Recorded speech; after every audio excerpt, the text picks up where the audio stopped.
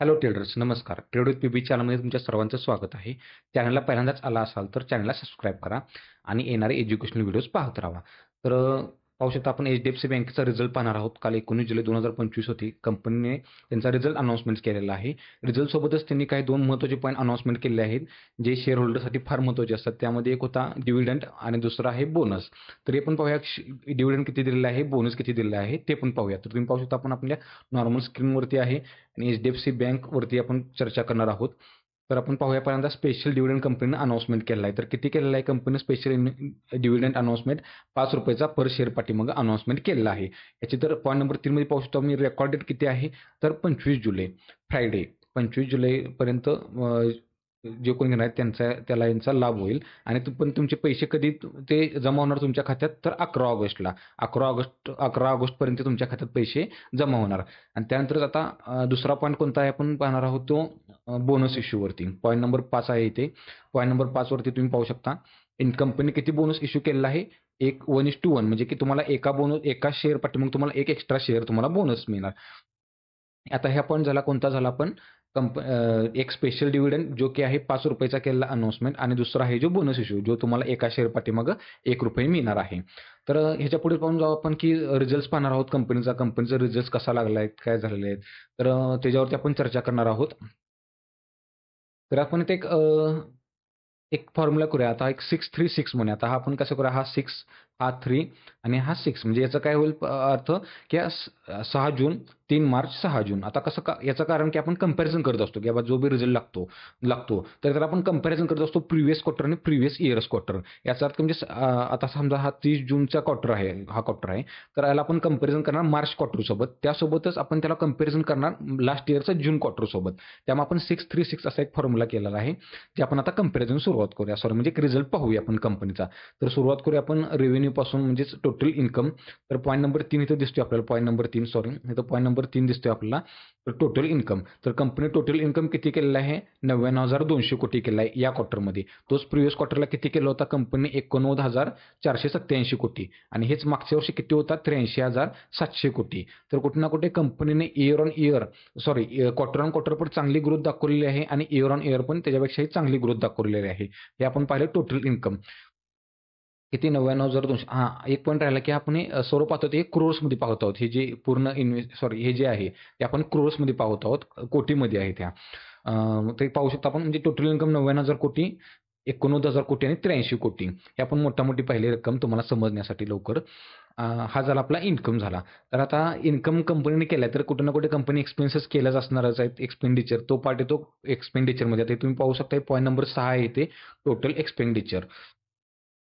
आता टोटल एक्सपेंडिचरमध्ये कंपनीने किती खर्च केलेला आहे बघा, टोटल 63,466 कोटी. तोच मागच्या क्वार्टरला 62,951 कोटी आणि तोच मागच्या वर्षी जून क्वार्टरला 59,816 कोटी. तर हे तुम्हाला टोटल एक्सपेन्सेस इथं पाहायला मिळतोय. आणि त्यानंतर आता समजा पॉईंट नंबर पॉईंट नंबर 7 आहे इथे ऑपरेटिंग प्रॉफिट. ऑपरेटिंग प्रॉफिट म्हणजे काय? तुमचं total income minus total expenditure जर तुम्ही वजा केला, तर म्हणजे तुम्ही कमवलेले पैसे आणि खर्च केलेले पैसे ह्याचा जर वजा केले, तर तुम्हाला मिळणार आहे जो पॉईंट नंबर 7 आहे, जो ऑपरेटिंग प्रॉफिट आहे. त्याला आपण पीबीटी म्हणतो, जो प्रॉफिट बिफोर टॅक्स असं पण म्हणतो, म्हणजे ऑपरेटिंग प्रॉफिट म्हणतो याला. मग तो ऑपरेटिंग प्रॉफिट पण पाहूया. ऑपरेटिंग प्रॉफिट झालेला आहे 35,733 कोटी या क्वार्टरचा आहे. मागच्या क्वार्टरला किती होता? 26,536 कोटी. आणि हाच मागच्या वर्षीच्या जूनच्या क्वार्टरला किती होता? 23,884 कोटी. तर कुठं ना कुठं तर आपल्याला इथं क्वार्टर ऑन क्वार्टर पण चांगली ग्रोथ बघायला मिळते आणि इयर ऑन इयर पण एक चांगली ग्रोथ इथं बघायला मिळालेली आहे. आणि आता पुढचा पॉईंट आहे पॉईंट नंबर 8. हा फार महत्त्वाचा पॉईंट आहे. लक्ष द्या जरा, म्हणजे असून देईल तुमच्या माहितीसाठी असून देईल. हा प्रोव्हिजन्स. आता जेव्हा बँकिंग सेक्टरमध्ये आपण जातो ना, तर रेव्हेन्यू सोबतच म्हणजे टोटल नेट इन्कमपेक्षा पण एक महत्त्वाचा पॉईंट आहे, तो प्रोव्हिजन्स आहे. प्रोव्हिजन्स म्हणजे काय? हा असा पैसा असतो की कंपनी, एक 99% कंपनी असं धरली मानलेलं असते, कंपनी पैसे आपले बुडलेले आहेत हे. मग हाच प्रोव्हिजन्स महत्त्वाचा आहे, कारण हे बुडलेले पैसे म्हणजे काय, एक निगेटिव्ह असते कंपनीसाठी खबर, आणि हाच कमी असणे फार गरजेचं आहे. तर आपण प्रोव्हिजन्स पण पाहूया. तर इथं प्रोव्हिजन्स बघा, या क्वार्टरचे आहेत 14,441 कोटी. हेच मागच्या क्वार्टरला होते 3,193 कोटी. आणि त्याच्या मागच्या वर्षी जूनच्या क्वार्टरला होते 2,702 कोटी. तर कुठे ना कुठे एक निगेटिव्ह इम्पॅक्ट इथं, निगेटिव्ह एक पाहायला मिळत आहे आपल्याला कंपनीचा हा म्हणजे एक चांगली खबर नाही आहे, की बघा प्रोव्हिजन्स वाढत आहेत कंपनीचे. हे होत राहतं म्हणजे आता ह्याचा इफेक्ट कुठून आला तुम्हाला ग्रॉस एन-पीमध्ये तुम्हाला याची वाढ दिसणार आहे आणि जी एक चांगली गोष्ट नाही आहे कंपनीसाठी. तर तर असू दे कंपनी पुढे पाठीमागे सुधार होत राहतात. हे प्रोव्हिजन्स वाढत राहतात, कमी होत राहतात. पण आता कंपनीच्या म्हणजे त्यांच्या ऑपरेशन्सवरती आहेत कसं होतं काय ते. आता तर ह्यावेळी तर प्रोव्हिजन्स वाढून आलेले आहेत. जवळपास 14,000 कोटीवरती प्रोव्हिजन्स गेलेले आहेत. ॲज कंपेअर टू मागच्या क्वार्टरला 3,000 कोटी आणि त्याच्या मागच्या वर्षी जूनच्या क्वार्टरला 2,700 कोटी होते. तर हे सर्व आपण सर्व झाल्यानंतर हे मायनस केल्यानंतर टोटल इन्कममधून सॉरी एक्सपेंडिचर, प्रोव्हिजन्स आणि टॅक्स आपला जो टॅक्स कट केल्यावर काय राहतो आपला तो राहतो तो नेट इन्कम राहतो. तर तुम्ही आपण पाहू शकता पॉईंट नंबर 12 येते.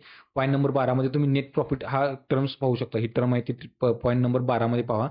तर म्हणजे हा नेट इन्कम झाला कंपनीचा. तर किती आहे तो 18,155 कोटी आहे. हाच प्रिव्हियस क्वार्टरला किती होता 17,716 कोटी आणि मागच्या वर्षी जूनला होता 16,174 कोटी. तर कुठे ना कुठे कंपनीने क्वार्टर वाईज चांगला परफॉर्मन्स दिला आहे. त्यापेक्षा इयर वाईज पण चांगला परफॉर्मन्स कंपनीने दिलेला आहे आणि चांगली बात म्हणजे की कंपनी एक्स्पेक्टेशन पण बीट केलेले आहेत. कारण का कंपनीचे एक्स्पेक्टेशन किती होते या क्वार्टरचे 17,500 कोटी होते. तर कंपनी एक्स्पेक्टेशनपेक्षा म्हणजे जवळपास 750 कोटी चांगला 500 750 कोटी चांगला म्हणजे चांगली ग्रोथ दाखवली आहे. आता हे मार्केट कसं ह्याला रिएक्ट करते या रिझल्ट होतोय पाहूया. कारण का नेट इन्कम पण वाढून आलं आहे, पण इकडे प्रोव्हिजन्स पण वाढून आल्यात. एक मिश्र असं एक मला इथं दिसत आहे. कारण का एन-पी-एचं कारण इथं पाहू शकता बघा तुम्ही एन-पी-ए, ग्रॉस एन-पी-ए. हा पॉईंट नंबर 17 मध्ये सी आहे बघा. इथं सी जो आहे ग्रॉस एन-पी-ए. तर आता इथं किती दिसते 1.40. हेच प्रिव्हियस क्वार्टरला किती 1.33 होते आणि ते मागच्या वर्षी जूनला पण 1.33 होते आणि कुठे ना कुठे हे वाढून आलेत. हे म्हणजे निगेटिव्ह प्रेझेन्स आहे हा म्हणजे कंपनीसाठी जे वाढून आले हे कमी होणं फार म्हणजे गरजेचं असते. जे एक हेल्दी बॅलन्स एक हेल्दी रिझल्ट आपण म्हणू शकतो. जर जे कमी दाखवले असते तर एक चांगला कंपनीने चांगले रिझल्ट दाखवलेत असं म्हणू शकलो असतो. फक्त इतका प्रॉब्लेम झाला की कंपनीने एक एस्टिमेट बीट केलेला आहे. नेट प्रॉफिट पण चांगला दाखवलेला आहे.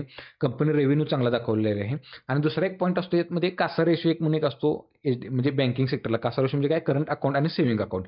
तर कासा रेशो पण यांचा थोडाफार कमी आलेला आहे. एक निगेटिव्ह पण एक निगेटिव्ह खबर आहे म्हणजे निगेटिव्ह आहे ते. याचं कारण काय कासा रेशो म्हणजे काय current account, saving account as compare to saving अकाउंटपेक्षा करंट अकाउंट म्हणजे जास्त नसतात. पण एक रेशो असतो त्यांच्या रेशोमध्ये असावेत. कारण का जे तुम्हाला करंट अकाउंटला जो पैसा असतो तो तुम्हाला एक बिनव्याजी वापरला मिळत असतो बँकेला कस्टमर्सकडून आणि सेव्हिंग अकाउंट आहे त्यावर तुम्हाला इंटरेस्ट वगैरे पे करावा लागत असतो.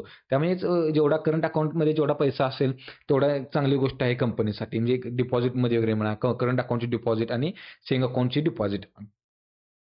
मग ह्यात एक कासा रेशो वगैरे तो पण एक थोडाफार निगेटिव्ह आहे. पण ओव्हरऑल जर कंपनी पाहिला तर ऑपरेटिंग प्रॉफिट कंपनीचा चांगलेला आहे. नेट प्रॉफिट कंपनीचा चांगला आलेला आहे. प्रोव्हिजन्स थोडे वाढून आलेले आहेत. तर कंपनी चांगला ग्रोथ दाखवलेली आहे. तर पाहू शकतो आपण काय-काय पॉईंट पाहिले आपण. तर एच-डी-एफ-सी बँकेने पहिला आपण डिव्हिडंड पाहिला आपण जो की कंपनीने ₹5 चा interim dividend sorry special dividend दिलेला आहे. ते तुम्हाला पैसे 11 ऑगस्टपर्यंत तुमच्या खात्यात जमा होतील. तर दुसरा पॉईंट पाहिला आपण बोनस इश्यू पाहिला. पॉईंट नंबर 5 इथे. एक 1:1 तुम्हाला बोनस मिळालेला आहे आणि त्यानंतर आपण पाहिलेला कंपनीचा रिझल्ट. तर एक व्हिडिओ आवडली असेल तर चॅनलला सबस्क्राईब करा.